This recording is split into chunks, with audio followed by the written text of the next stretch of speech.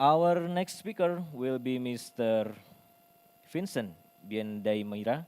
He is the Director of Physical Planning and Urban Development from the Ministry of Lands, Housing and Urban Development from Uganda. Floor is yours, Mr. Vincent.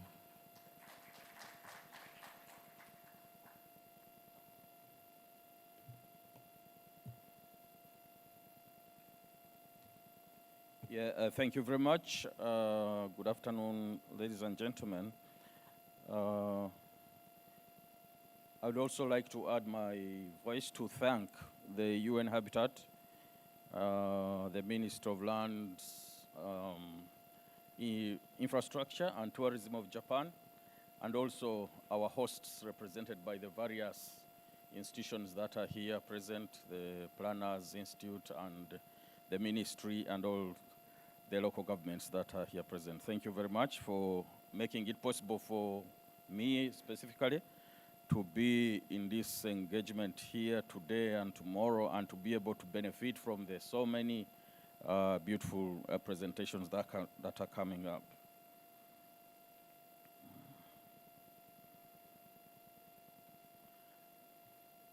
Okay, I guess I'm going to request that I be assisted with moving the slides.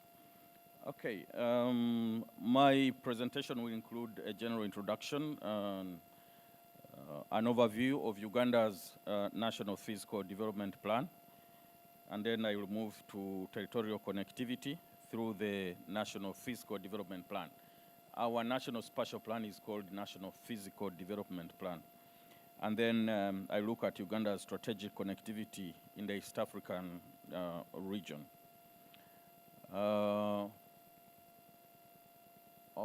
Okay, unfortunately for Anne, I think I will facilitate cheating of the exam that you gave because I have a map here which shows where Uganda is and Kenya is just next to Uganda.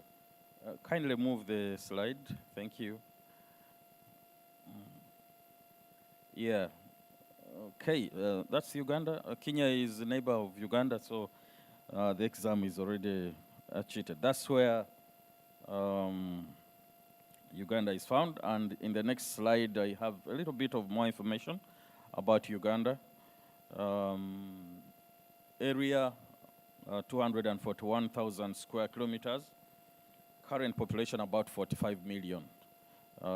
Quite big compared to the area. Annual population growth, 3.2%.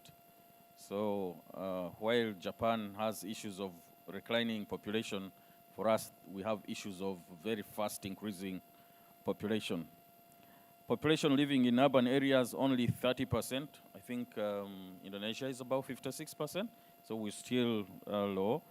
But the growth rate is one of the highest in the world at 5.3%. That is the urban population growth rate in Uganda. And of course, those are our neighbors, as you can see, Kenya to the east, South Sudan to the north, and others as you can see them. The legal framework for national spatial planning for Uganda, we use the Physical Planning Act. Uganda, like many, I'm sure, British colonies, we used to have what was called Town and Country Planning Act. Some countries, I think, still call it that. Maybe Malaysia is one of those. We changed it in 2020 to Physical Planning Act, and have since revised it actually to 2010. We also updated it in 2020. So Section 18 of the same Act provides for a hierarchy of physical development plans, starting from the National Physical Development Plan, that is the National Spatial Plan, and going down to the local physical development plans. Thus, the local one would be a detailed plan. Overview of Uganda's first national spatial plan. So before 2010, there was no legal framework that provided for national spatial planning in Uganda. Actually for a place to be planned, it had to be declared a planning area. And most such planning areas were towns. But when we came up with that law in 2010, it provided for the other hierarchy that I just showed. So Uganda's first national spatial plan was approved by Cabinet on 14th November last year.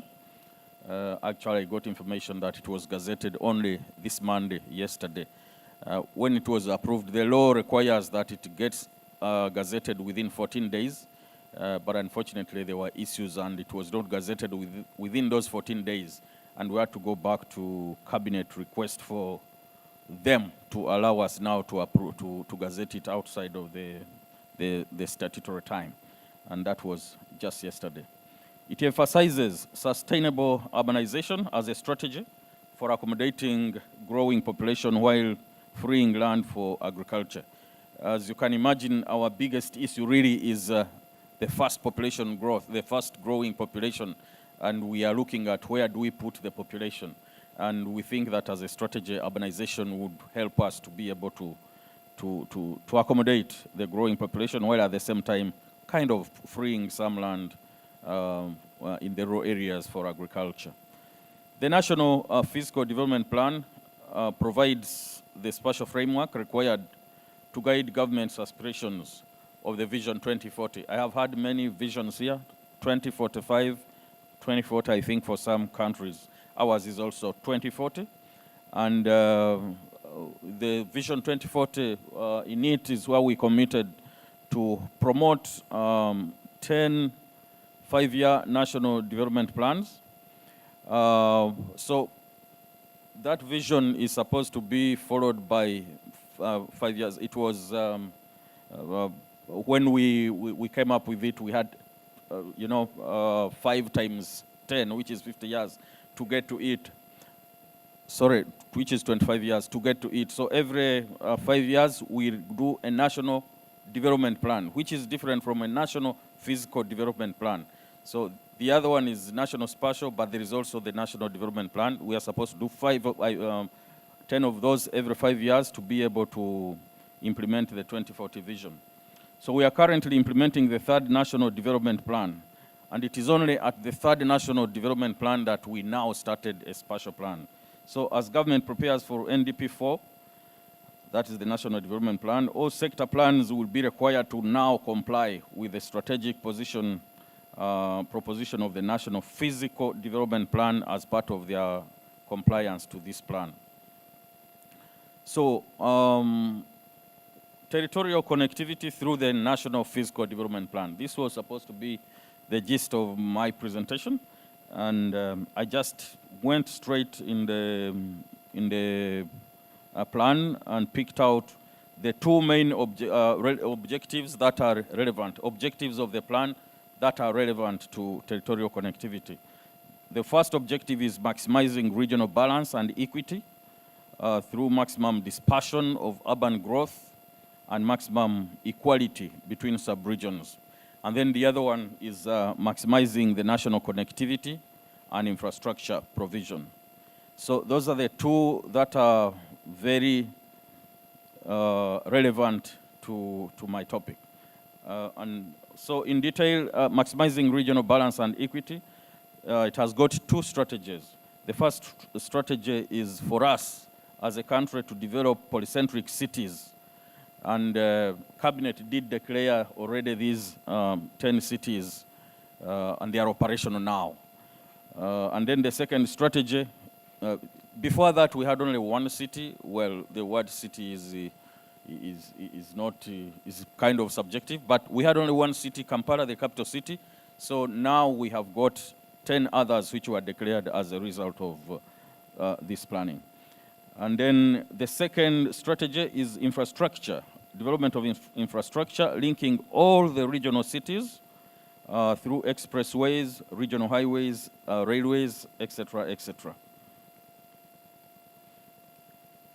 So the infrastructure networks connecting and servicing the cities and also other settlements and land uses. That road is one of the infrastructure networks.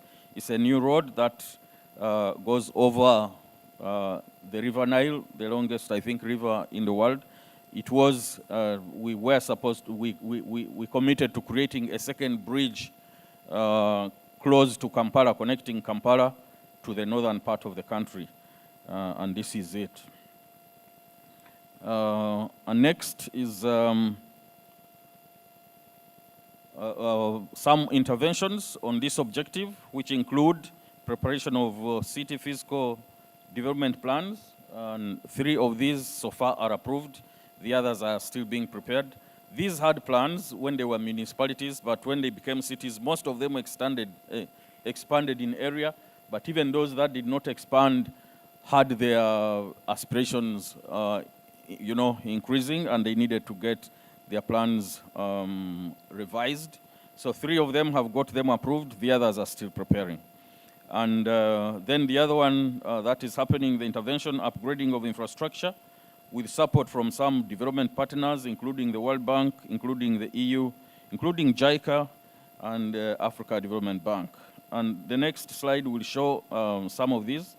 That is one of the city, Arua City Fiscal Development Plan.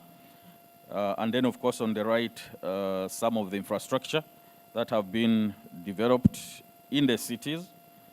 And then next is Guru, also showing the plan and also the infrastructure. And finally, the third one, Jinja, Model City Fiscal Development Plan. We called it model because we wanted to kind of document the planning exercise. So the national government, the national office was involved very much to document it and offer it as the best or a model kind of planning exercise that one could go through for a city in Uganda. I won't talk about whether this was achieved or not, but that was the intention. So the next objective is maximizing the national connectivity and infrastructure provision, as I said, and this had more strategies, which included emphasizing on efficient public transportation in urban areas, establishing and construction of the national expressway system and infrastructure corridors, operationalization of airports, both international and regional ones, inland water transport, and also improvement and expansion of the ICT sector. Next, just some maps showing some of these translated into maps. The middle one being the National Fiscal Development Plan. And then next is Shared Infrastructure Corridor. The National Fiscal Development Plan amplifies the idea of shared infrastructure corridors. Now, I would like to learn more about this. Why? Because I have not heard us speak of it that much as a concept. But back in Uganda, this is one way that we want to move. It is quite complicated, going by what we have stumbled on so far. And I would want to hear, if possible, during break or whatever, examples, successful examples of this one. So we are looking at having a road, not only transport infrastructure like road, railway, but also other utilities, water, huge water for production systems, etc., following the same corridor. Next, of course, examples of some of these corridors that are now being constructed, beginning with that Jinja-Kampala Jinja-Kampala Expressway. This is not yet constructed. Okay, I'm told I have 2 minutes. I think I should be done within those 2 minutes. This is not yet constructed, but designed and should commence construction sooner.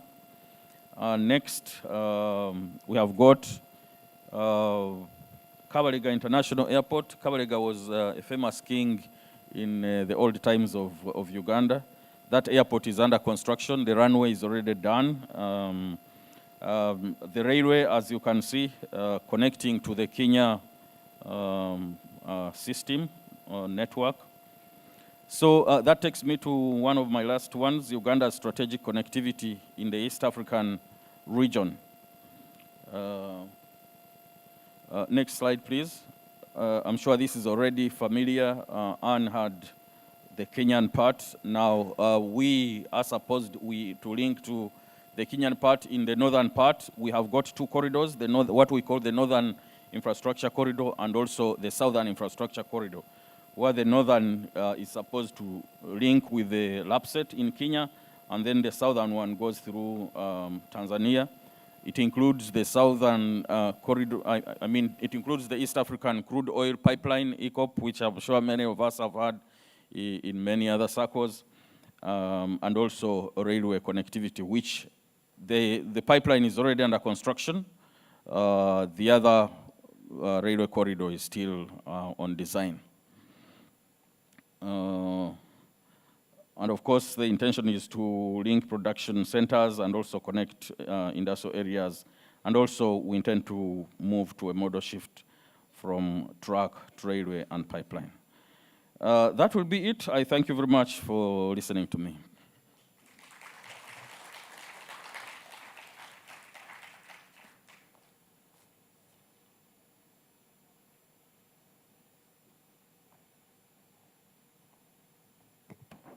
Thank you, Mr. Vincent, for emphasizing us with the importance of creating the economic corridors through enhancing the urban networks to achieve the sustainable urbanization, to achieve the regional balance and equity through the development of city nodes, as well as its networks of infrastructure, transportation, and utilities.